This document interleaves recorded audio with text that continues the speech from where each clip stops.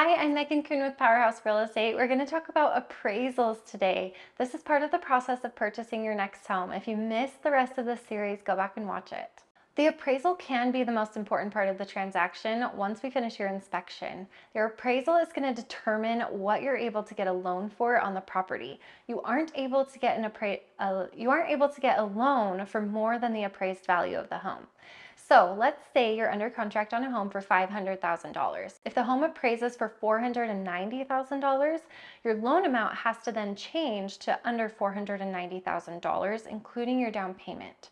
So what this looks like on your end as a buyer is we're renegotiating the offer at this point to make the purchase price $490,000, or you have to come up with that $10,000 to buffer that difference. Once your inspection is completed, the lender is going to be the one that orders the appraisal. The appraiser is going to be someone that we aren't able to speak to. They really are a non-biased third party that will determine the value of the home based on comparable properties and the condition of the home.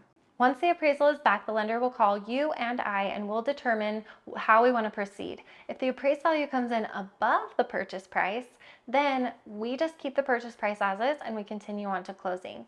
The seller does not receive a copy of the appraisal unless we want them to. This appraisal is going to be your possession because you're the one who's paying for it, and so the seller does not get a copy of it unless we release that to the seller.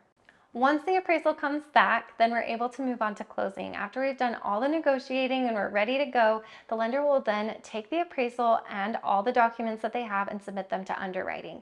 The underwriter is going to determine the final conditions for the loan and will wrap up any of those conditions that come back, and then we get our clear to close.